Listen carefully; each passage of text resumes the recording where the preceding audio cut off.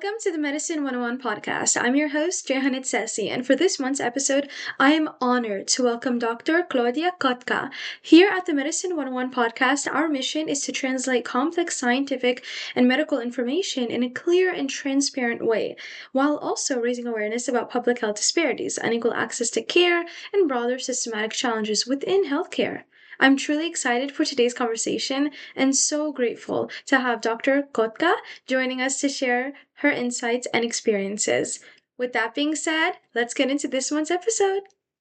Welcome to the Medicine 101 podcast, where we work to translate complex scientific and medical information in a clear and transparent way, while also raising awareness on public health disparities, unequal access to healthcare, and systematic healthcare challenges. My name is Jehanit Sesi, and I'm your host. Today, it is truly an honor to welcome Professor Dr. Claudia Kotka to the podcast, especially during Women's History Month. Dr. Kotka, welcome. Thank you very much, Jahan, for having me, and congratulations on the new spinoff. Dr. Kotka is a doctor of dental surgery and master of public health and a three-time graduate of the University of Michigan, earning degrees in chemistry, cellular and molecular biology, toxicology, and environmental health sciences and dentistry. She's an internationally recognized lecturer and researcher and serves as a U.S. delegate and expert with major global standards and health organizations, including the American Dental Association, Standards Committee for Dental Products, the American National Standards Institute, the International Organization for Standardization, the International Electrotechnical Commission, and the Association of Federal and Drug Officials. She's also the founder and CEO of several global healthcare and innovation ventures, including the Washington Institute for Dental and Laser Surgery, and has pioneered initiatives in laser microsurgery, biodigitalization, and global healthcare. Her work spans clinical dentistry research, medical device innovation, public health, and global healthcare policy. She served as a healthcare analyst and expert witness before the U.S. Congress and the White House. In addition to her clinical and policy work, Dr. Kotka holds multiple academic appointments and fellowships across the world and continues to collaborate with international research institutions in advancing oral health, public health, and medical technology. Dr. Kotka, welcome to the podcast. It's truly an honor to have you. I appreciate that. Thank you so much for having me. Well, we can go ahead and get started. So we want to first ask you, Dr. Kotka, could you share a bit more about your career journey from your early studies in chemistry and biology to becoming an internationally recognized leader in dentistry? And also, what inspired you to pursue this path? Well, that's a loaded question. So, as always, I think we definitely make note that every single path is a very unique path, and it's never to be experienced again. So that's a privilege for the individual and their maker. So on the specifics regarding to the projection in fast track reflection, it started at the awareness point around the age of 5, where when I knew that I was going to be a dentist and I was going to be involved in innovation, took advantage of the elements that would circle back for me to either bring to that contribution or directly and indirectly continue it in the span or the opportunity that I had in terms of the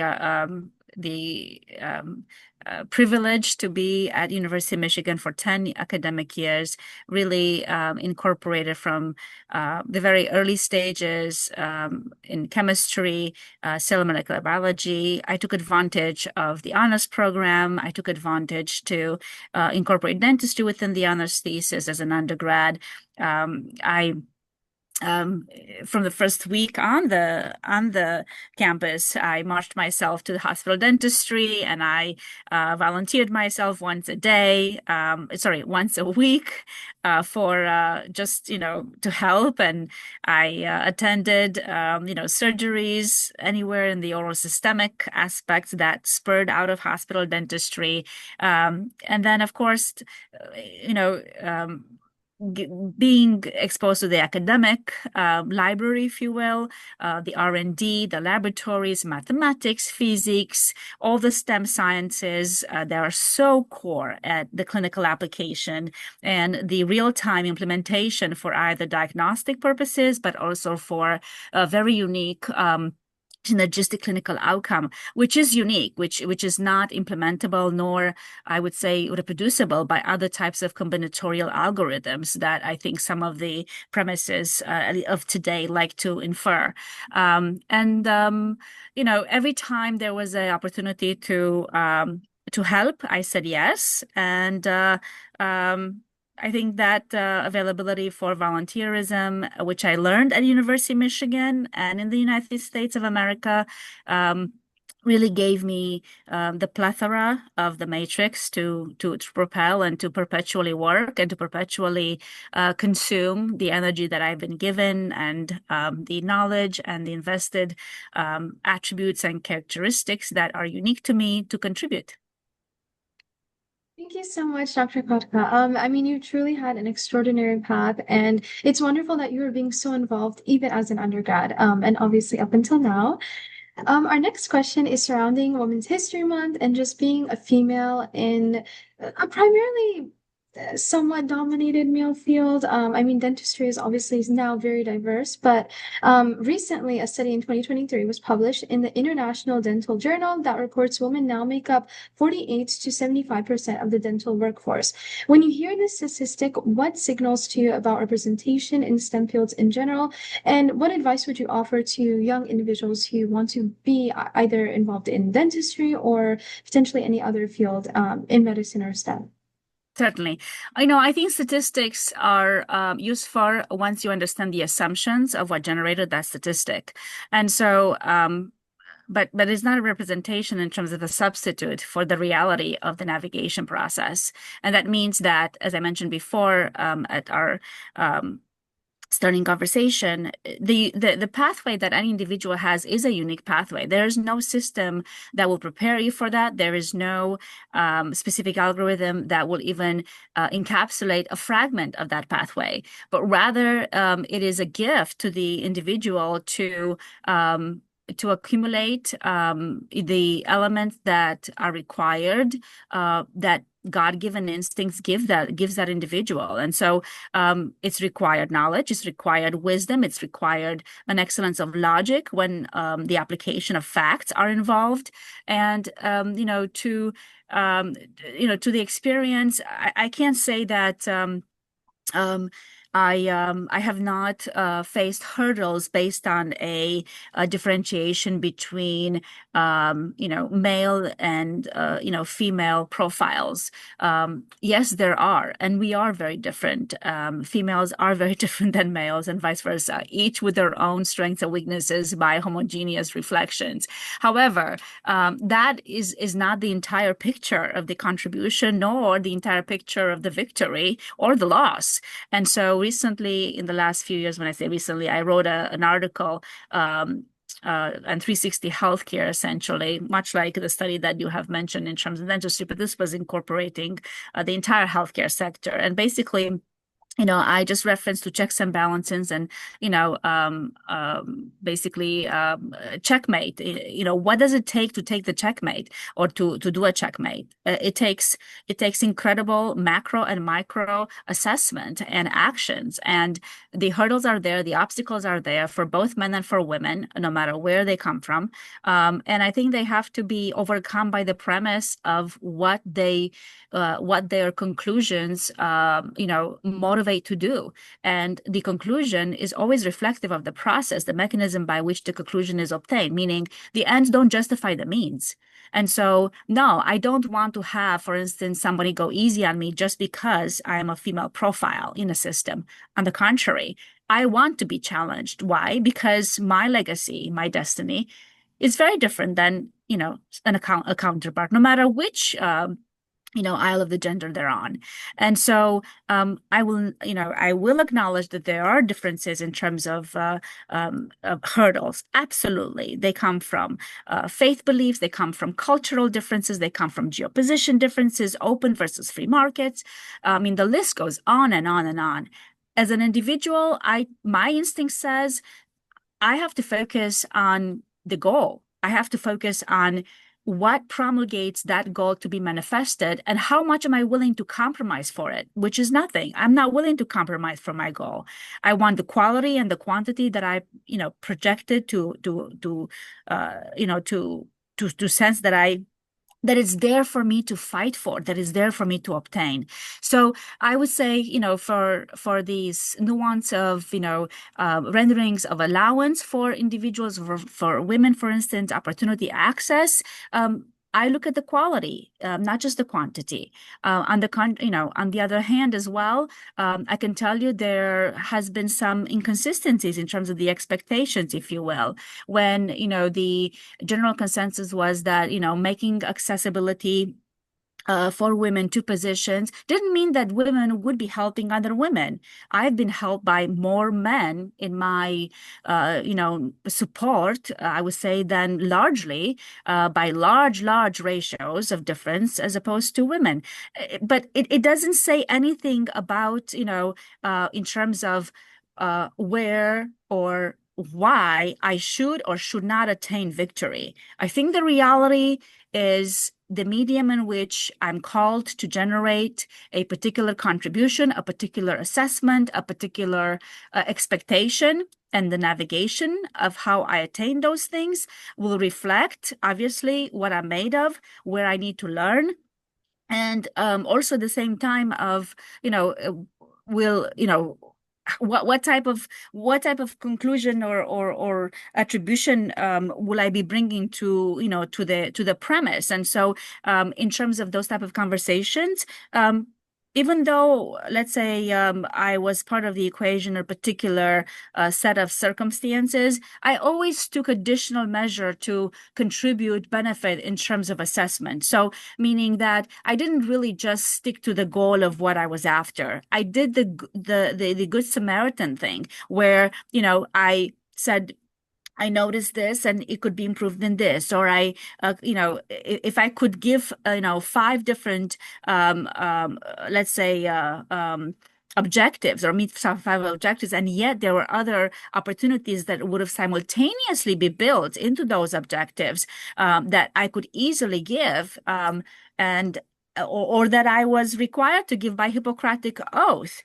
I had to give. And so, I think this aspect of checks and balances when it comes from assessing the reality and then adapting it to how a person needs to navigate, I'm not sure that I'm in agreement with that. I think it has to spur from the individual, and I think that the individual is what constitutes how the medium develops. I totally agree with that, Dr. Kotka. It's very interesting that you bring up this system of checks and balances because I do think obviously female representation is extremely important. And I mean, you yourself are a huge advocate of that. And even for me, it's a big part of what I do. But it is really based on the individual, right? And the amount of, I guess, work that you're, willing to put in to whatever endeavor. And obviously, not everyone starts at the same playing field, but it's very important to understand that these statistics and numbers sometimes can overlook a lot of factors that come into this issue. So, thank you so much for your input on that. In terms of the Medicine 101 podcast, we prioritize translating complex scientific information in a clear, transparent way. And this is primarily to combat the amount of misinformation that's transpiring in today's society. When communicating your research, what principles are you most considering when I guess discussing your research to, other scientists in conferences, for example? What are the most important things that you uphold when in terms of talking about what you've done research on, and I guess this could be more generally as well. Mm-hmm. All right. Before I answer this question, I want to just add one other analogy that I think is meaningful for the audiences, either, early stage or senior. I think it really reflects the same layout or profile that constitutes a human being. Irrespective of where the deficiencies are, strengths and weakness of the individual, if the individual is meant to achieve, a um, an outcome, that individual will fight tooth and nail to obtain that outcome. And so, looking at, by virtue of analyzing these nuances of deficiencies, if you will, right, or setbacks, or risk or probabilities of risk factors, let's say, they really don't play a role in terms of how that individual is going to um, springboard toward their destiny. They don't they're not held back by the deficiency if intrinsic within the individual they have a very strong, focused, and very healthy paradigm in terms of how they assess the goal and their willingness to get there. They don't get stuck in the nuances of the risk probabilities of the deficiencies. They don't ignore the deficiencies. They strengthen themselves to overcome the deficiencies.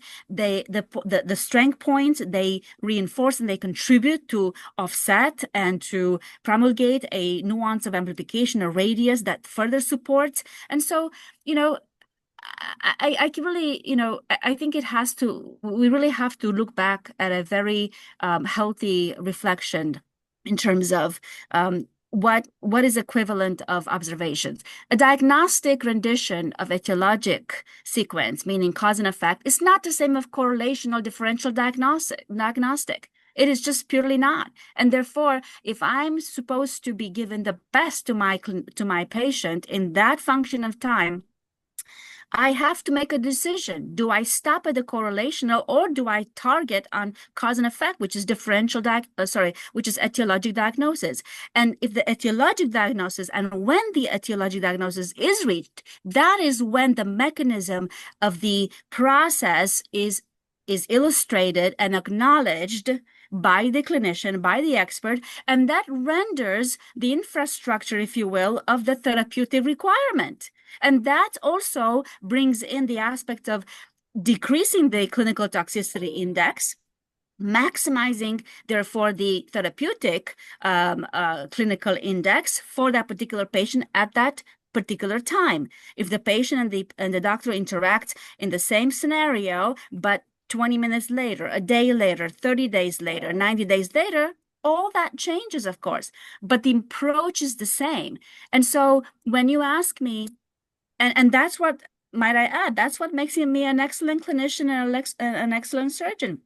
When you ask me now in terms of reflective our research, let's say focus, scrutinizing what topics, what subject, what direction, my own profile, because I'm oral systemic based, because I'm mechanism based, because I'm focused on optical light technologies, is rather a very large radius, right? And we live in a world where we're constantly bombarded with recommendations to no, keep it simple, no, keep it deep vertical, no, specialize in this and just focus on that. Well, unfortunately, that is not how we are made. We are multi-organ, high-level individuals that incorporate a spiritual aspect, a physical aspect, emotional aspect, a mental aspect. And so all those nuances have to become acknowledged and allowed to participate into that particular combination and continuance of implementation. And that brings me to answer in one particular way, for instance, how I scrutinize the subjects of priorities. Of course, by dependency in terms of where I lecture, if I'm international, if I'm a particular geo position, or if I'm in in the United States, or let's say I'm talking to STEM core scientists as opposed to the clinical forum. But let me just give an example in terms of I think the excellence of logic which any clinician or any STEM scientist should apply. When I first started practicing and after graduating in 2004, I really depended on the CDC's raw data, which, by the way, during the COVID-19, they've withdrew and the database from public access, which tells you that there's something absolutely inappropriate to do because the database is rendered through taxpayers' funding, and they should be made accessible to experts, let alone, of course, I mean, even to non-experts, let alone experts. That data gave me specific insight into the statistics or the not just the statistics. I'm speaking about the references in terms of where mutations were occurring by zip code, by state, by region, what genes were undergoing mutations, and I looked, for instance, to see, because of my toxicology and public health credentials and training, I looked to see, okay, where is the oral systemic, where is the systemic going in terms of specific genetic documentation on populations.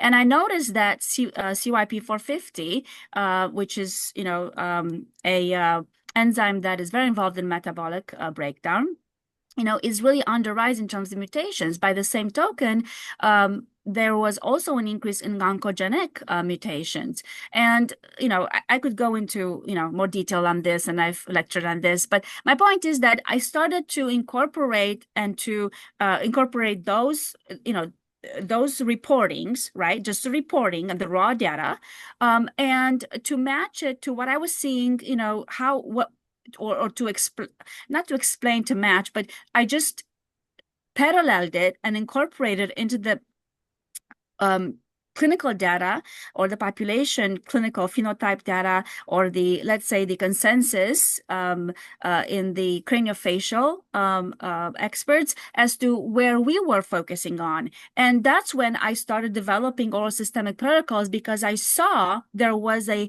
much more there were red flags that mutations were occurring at a higher pace in the specific genomes that really were targeting certain medications, metabolic medication requirements. And so, a multitude of inferences and conclusions can be drawn for that, but I incorporated essentially different specialties to incorporate or to expand on my focus, my clinical focus, not just in the rendition of an R&D or discovery. And when I say R&D, sometimes it's just really discovery. There are things for us to discover. We're not really making anything new. We're just discovering the process thereof. But incorporating those discoveries into nuances of requirement and as to optimize the protocol.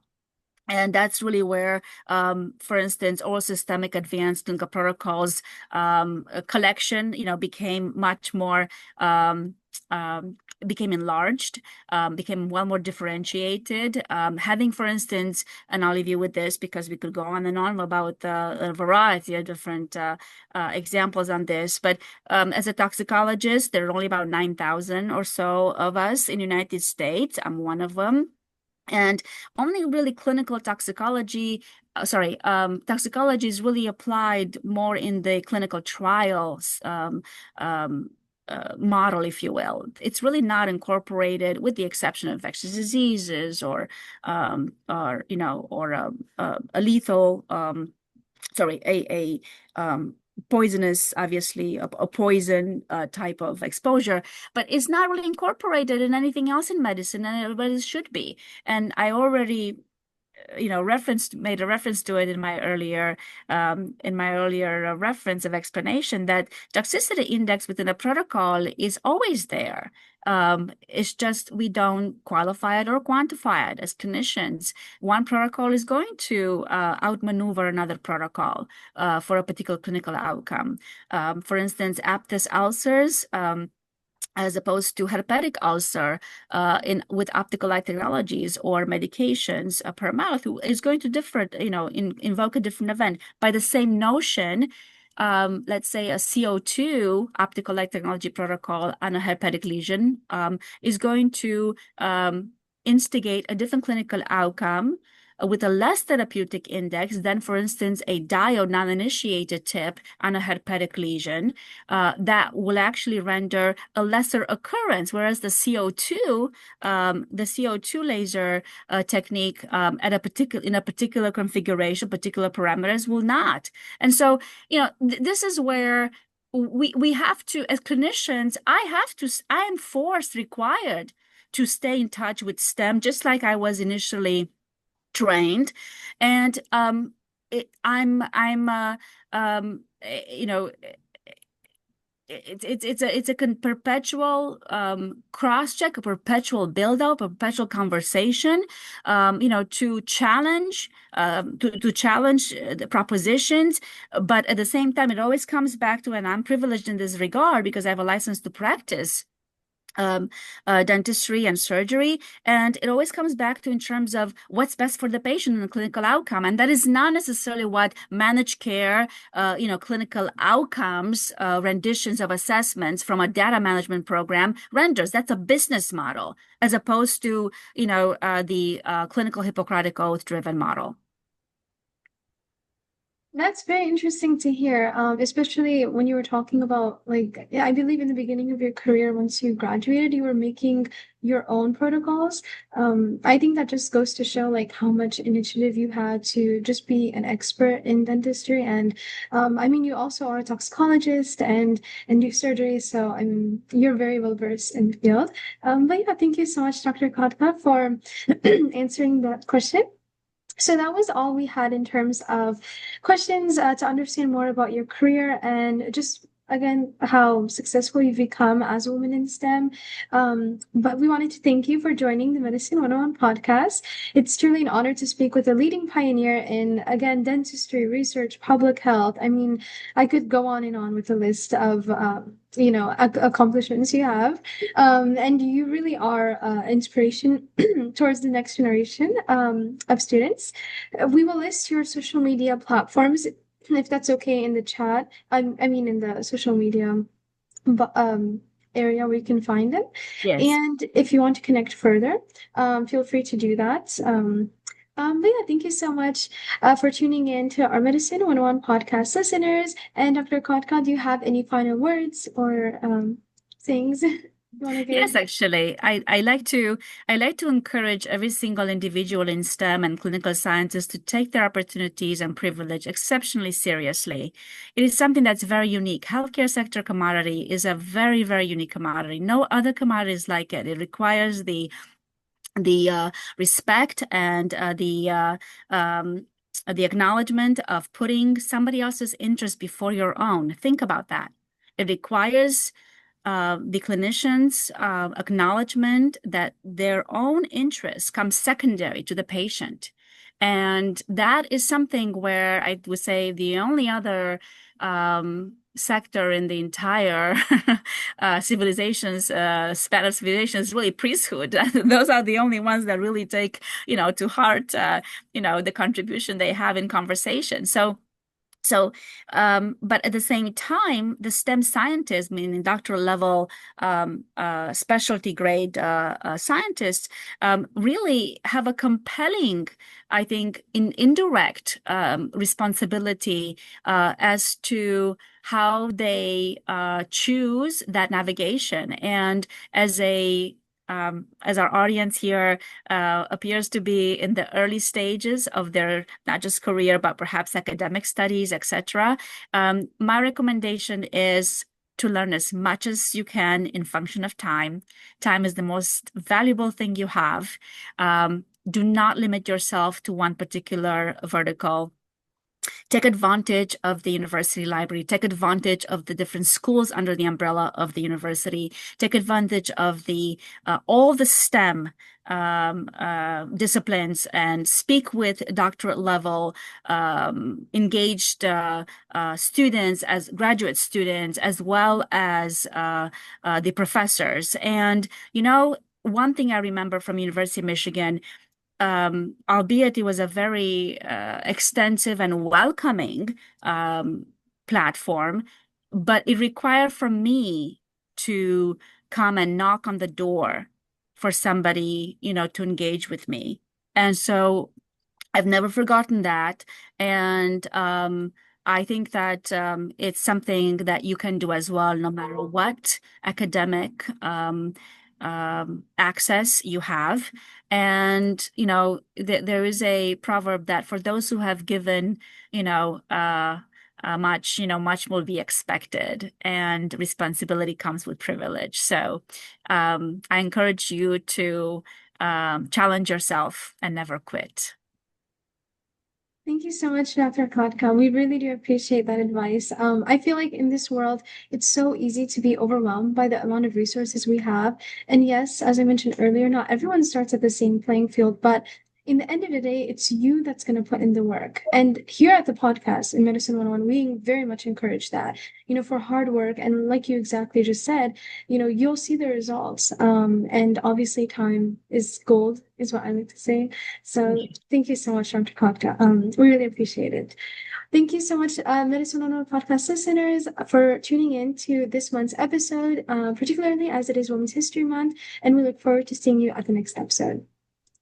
That concludes this month's episode of the Medicine 101 podcast. We sincerely hope you enjoyed listening to today's conversation. A special thank you to Dr. Claudia Cotca for joining us and sharing her invaluable insights and experiences. And thank you to all of our listeners for tuning in. If you enjoyed this episode, be sure to give us a like and follow and share the Medicine 101 podcast with others who are interested in learning about medicine, science, and public health. We look forward to having you join us again next month for another episode. In the fire, she finds a light.